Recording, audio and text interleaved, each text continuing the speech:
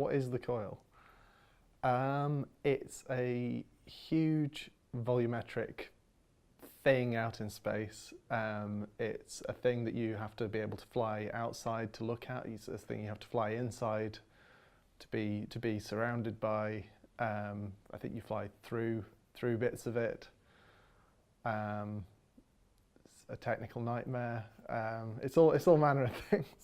The coil was sort of a fun element in Squadron 42 because it was basically this sort of, it plays a big role in sort of the character of the system that it's in. So the story being that in Odin's system, I think it was actually by the time that the UEE had discovered it, the star had already gone nova, and so in the sort of the blast, it decimated the first planet, and for whatever reason, it created this sort of like perpetual, I say electromagnetic because that's the first adjective that pops in my head, but sort of electrical storm of, chunks of planetary fragments and, just gas and energy and all those sorts of very weird things.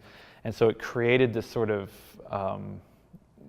perpetual labyrinthine storm. So the idea being that there are these sort of tunnels that you can fly through it, that you can safely navigate, but if you hit sort of what we call the walls, but they're not really physical, the walls of the coil, it will overcharge your ship basically and fry you to death.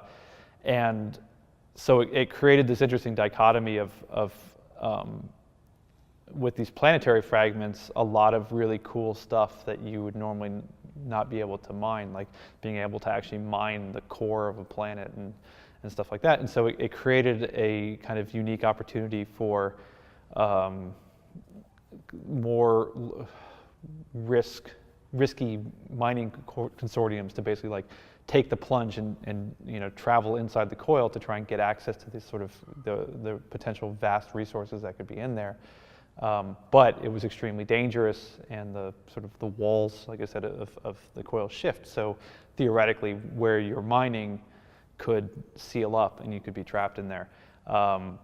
But the danger of it also was really appealing to sort of the criminal element who knew that sort of the cops basically would be too scared to try and follow them in there. So they would use the coil as basically a den to hide out in and launch raids and then come back in and know that people probably wouldn't follow them in there. So that was sort of the original guise of it. And so yeah, it became a big part of the Squadron 42 story of creating this environment that the player has to kind of deal with while sifting through this story.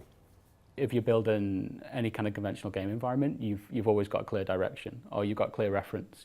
Oh, I want a mountainscape in there, or oh, I want my base or pirate outpost to look a certain way. But when you're building something this abstract, the concept and the idea, it can go through a lot of iteration, and that's where we've come from there. But what we're looking at now is that exploded planet feel. So when you see it for the first time in the system, you should be able to see the kind of the big chunks of planet in there. You should be able to almost backwards engineer it in your own mind about where this idea has come from. On the outside, in the intro to the game, everything's kind of peaceful, a little bit tense and mysterious. You're getting kind of like really kind of wispy edges and things like this.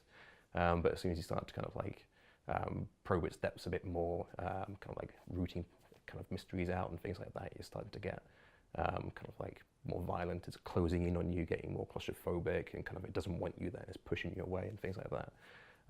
That kind of like lends itself really well to storytelling, just through the environment itself. Traditionally, in a lot of level design, you'll have these really big recognizable forms that you can kind of see from any direction, just kind of keep you grounded in the world and know where you're going. And when you're working with a big cloud, that kind of thing gets really difficult. So art sculpted these big, bold shapes and things like that. And we started kind of like recognizing them, things like that. I think internally we started naming some of them, and we had like the claw and the horn and all this kind of stuff, or named after the devs. There's not many games that can render as far as we can. We call it zero render distance, so there is no kind of boundary.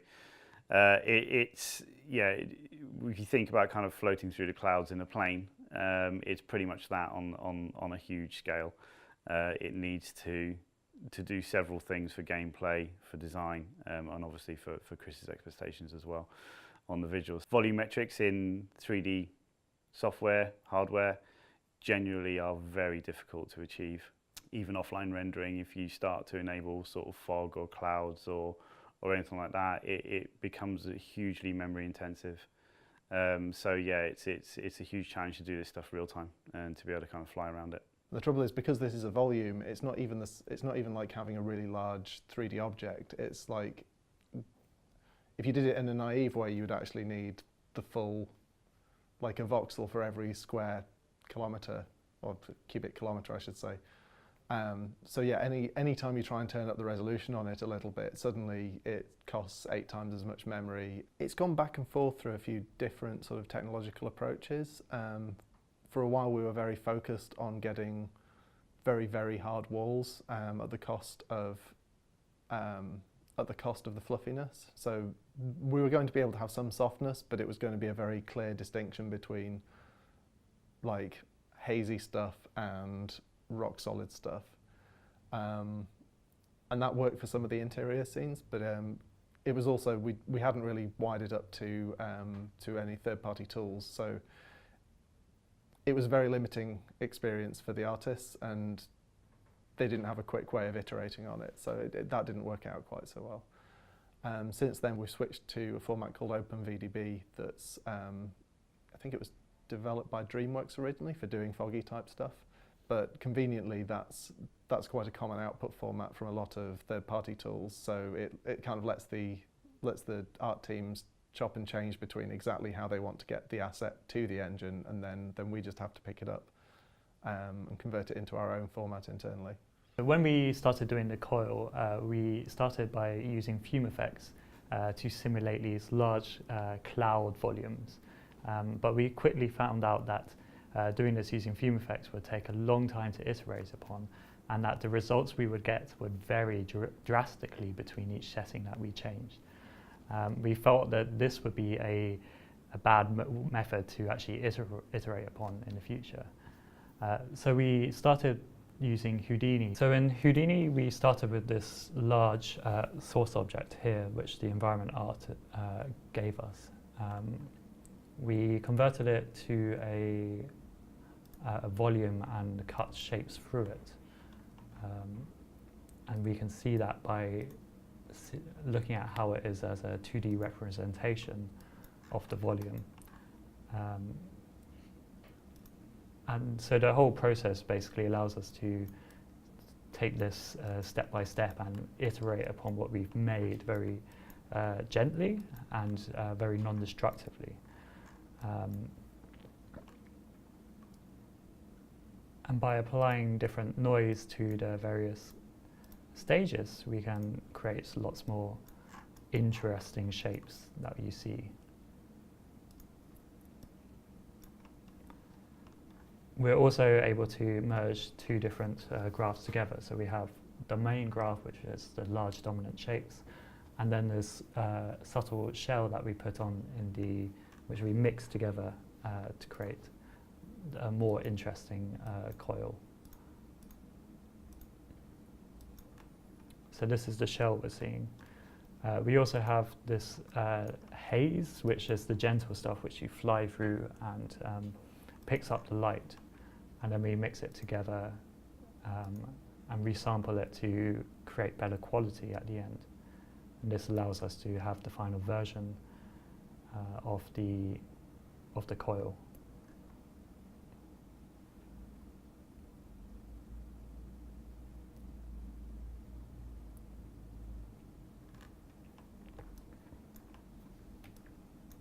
You can see here that different colors represent the different density that we're seeing of this shape.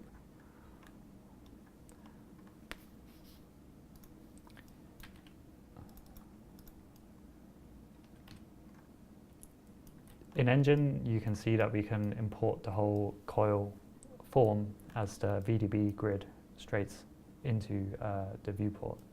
And this allows us to do lots of editing inside of the engine in context. So we can change the color parameters and also how the lighting is affected.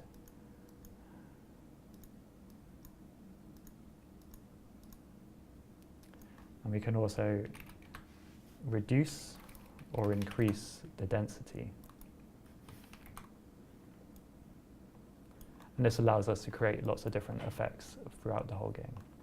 We're treating the Coil really as a character throughout the arc of Squadron. So much like during a film's production, you can generally kind of get a story kind of color arc from it. So many films, and there's many websites out there that break this stuff down. You can break down a film's timeline to certain colors. Is done to kind of complement what's going on in the script. The Coil generally kind of will be doing that as well. So obviously it's dynamic during the course of the game. It can go from being kind of soft, wispy, kind of calming to look at, which generally is a help more than a hindrance. But also then during the arc it can get aggressive, dense, stormy. It's going to react dynamically to the sun. Obviously that's the most powerful light source that we can possibly have in the system. So it needs to shade well with that, but then also you've got several kind of events that go on inside the Coil at different locations. So they could be plasma storms, they could be lightning storms, they could just be you just want to overarch and kind of rim light certain things using this technology. So on the forefront of it, we can do all that with our eyes closed with just general geometry. So like the ships and the space stations and all the planets and stuff, the lighting system is very much kind of catered to that. But when you go from something that is that scale to something that is absolutely huge, there is a degree of new technology that needs to be written for that. There was new kind of gas cloud light entities that came in. They in turn have their own kind of noise functions, so we can hint at kind of flickering, kind of like pulsating storms in the distance. This in turn then gives us just a great tool for composition, right? So if we want to hint at danger in the distance that you don't want to go there, you're generally going to use a light source for that. It was another undertaking and another kind of degree of understanding on not only the tools side but also the production side. Because when I started using it, I was obviously kind of so defaulted back into like your old figures of light intensities. So if you were to light, say, a room, you're going to have a light intensity maybe between 0.5 to 5, right? If you go up to like a Bengal hangar, for example, you've got some light intensities running into 100, 150, which is almost like a football stadium in intensity. When you go into lighting a Coil, if you wanted to light a distance thing, you're going into 50,000, 60,000, 70,000. So that sense of scale and adjusting to that is kind of mind warping when you're doing it at points. Once you've got that in place, then you got this beautiful luxury of, okay, you put a station next to this kind of cloud, you light that cloud up. Instead of just having this bleached sunlight coming through all the time and just this black on the other side, you can bounce that light off, and then you get nice 3-point lighting on these assets, which is key in my opinion of not, that's just that black that you see all the time. It's something we always struggle with, is to make interesting space environments, because when you're in an FPS location and you're trying to build an environment around a specific location on a planet, it's quite easy to say, let's have a hero mountain, or let's make something quite unique in this area. But when you're in space, okay, how can we do that? We've got asteroids, we've got planets, but how do we fill that void? And this was a big answer to that, I think. It was a way that we could bring a cinematic experience to the campaign and a real centerpiece for the campaign as well. So you're not just flying around in an empty void. We're always kind of talking about these kind of veins running through the Coil and tunnels that will help with general kind of navigation throughout the game. So if you do fly into a volume that you can't really see far in front of, just prepare for the unexpected. It also gives us the luxury of potential Easter eggs here and there and whatnot, which is kind of nice from a design point of view. But generally, it's not advised to go in. There is going to be systems fed into the flight model that will kind of complement everything that's going on with this. So should you fly into a risky area, there will be a degree of turbulence that starts to vibrate your cockpit. Instrumentation panels will start to malfunction. Generally, it will go much further than just visuals, right? So it needs to feel like you're in a place that you're not supposed to be, and that is being fed into a lot of the missions as well. So at times potentially you may need to be forced out from the cockpit and go it alone, which is a very kind of powerful tool to have at your disposal from a game scripting point of view. We've taken some good steps towards that doing this demo, but obviously there's a lot more to come. So that's going to be our challenge, is making the content look good, but making it flexible enough for the different departments to do what they want with, both from like an art direction point of view to say, I want it to look like a certain way, and then also from a design point of view to say, I want it to play a certain way. Then also from a VFX point of view, because those guys like Caleb and Oliver have been really heavily involved in the look and feel of it as well. So they need their opportunity to go in there and to make it look the way that they expect it to look as well. And to kind of come off art direction and visual direction as well. Because it might be a case of, okay, this looks great, but can we increase the noise or can we increase the density in a certain area? If we were creating a planet-side location, we would expect a certain amount of flexibility in that location. It might be the flexibility to say, I want to put my pirate base here, and then I want to be able to place a mountain in the background, and then maybe sculpt some of the local terrain. I think ideally, from an environment point of view, we want the same level of flexibility with this system as we would expect with other game systems. Now, because we're dealing with volumetrics, it's going to be more difficult, and because we're dealing with new technology, it's going to be more difficult. But that's what we're going to ask for ultimately, is that flexibility in the engine, because it gives us so much more power from both, not from our department, from an art point of view, but from designers and everyone else who can have that flexibility in the engine then. The key issue for us to get on top of really is the memory stuff, which Ben will probably talk a lot more of, which will be quite an in-depth talk, I imagine. The tech at the moment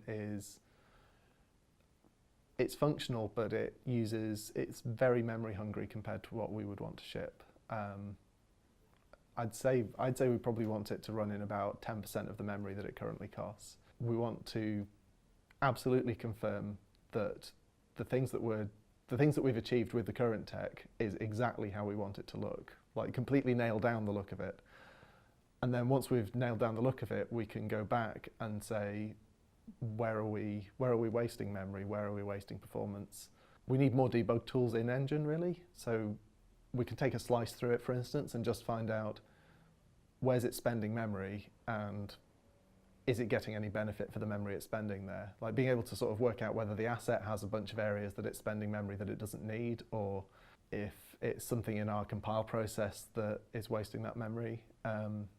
It might also involve sort of switching the formats around and stuff so that it can analyse what the artists have put in, and it'll say, for instance, they've put some very crinkly detail in and some very wispy detail. And rather than just trying to store everything at really high res so that you can have the crinkly detail, to sort of, I don't know, maybe separate out the wispy stuff from the crinkly stuff and store them in two parallel formats or something like that. And the other thing actually that it doesn't do yet is things receiving shadows from the coil.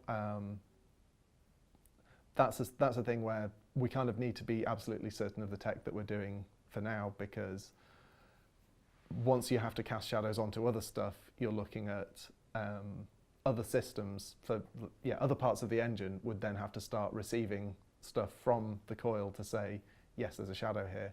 So we don't want to have to update all of them every time we change the coil.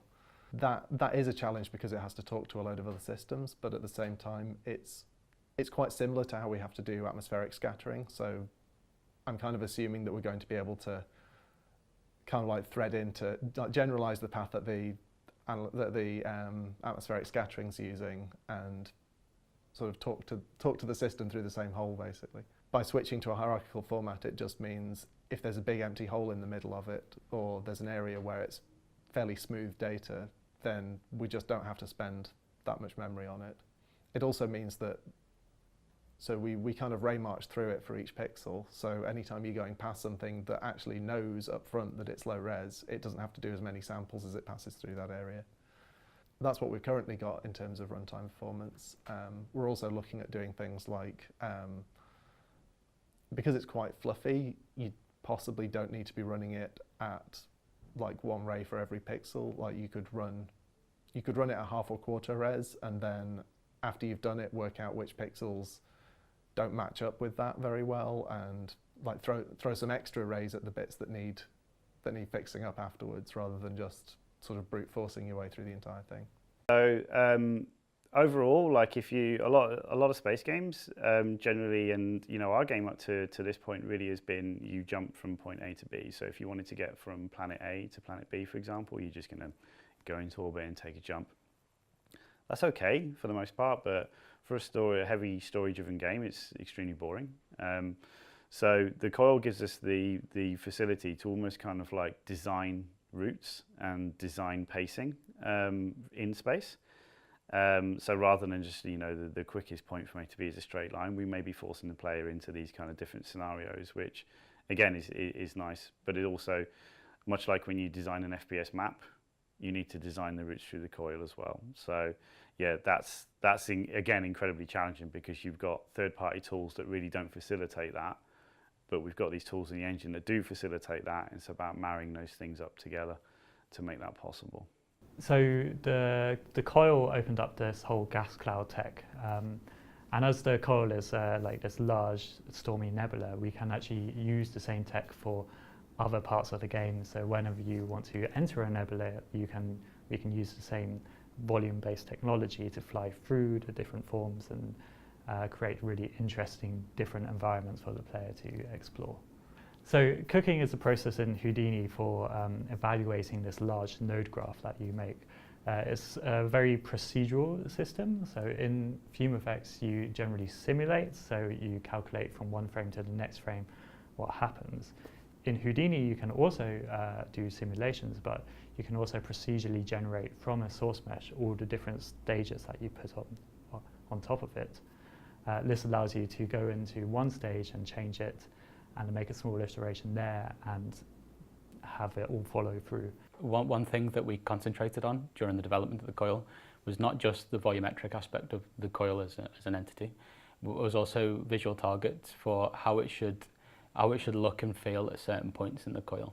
And we did this really early on. As we were developing the volumetric tech, we also looked at, okay, well, how does a location inside the Coil look? How does it look as you're approaching the Coil? What kind of things do we expect to happen as you fly into the Coil? So that could be things like turbulence on the ship, for instance. It could be VFX. It could be like localized particles that start to ramp up as you get close to this, which is incidentally something we did do. Based on the density of the Coil, you get localized particles driven by game code. So there was a lot of work that went into these visual targets, and that was separating scenes out and then saying, okay, well, for instance, the Starfarer wreck, which is something we saw in the live stream, we took that as a location and said, we know how Nathan Dearsley went, and he'd already made that video. He'd kind of defined the look and feel of that area already. So we took that and said, okay, we're taking this as a direction of how it should feel and look inside the Coil, and let's try and expand out of that as well. So we built tunnel routes down to it. We tried to fit, like, how does it feel when you traverse it inside this thing? There was a lot of development that went into that. Some of it you see in the final version in the live stream. Again, some of it was kind of throwaway. We didn't use it in the end, but it really defined what we wanted for this stuff. It's important not only to define the form and the volume of what the Coil is, but how does it feel? How does it look at any point? Not just specific locations in the live stream, but also locations for the rest of the game as well. Like, this is going to be a huge part of the game. So, and we've got a lot of content inside the Coil. So defining how that looks and feels is important to us.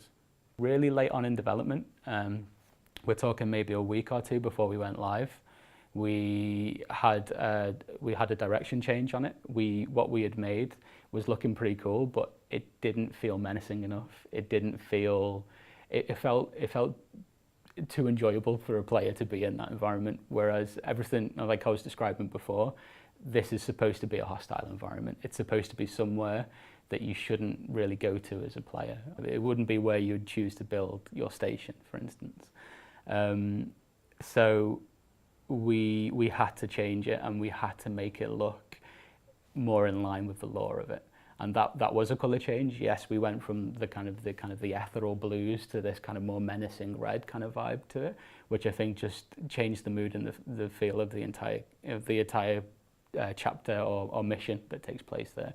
And that's why, like a week or two before, I think it was the Sunday before we were due to go live. I think on the Thursday, that's when we made the change.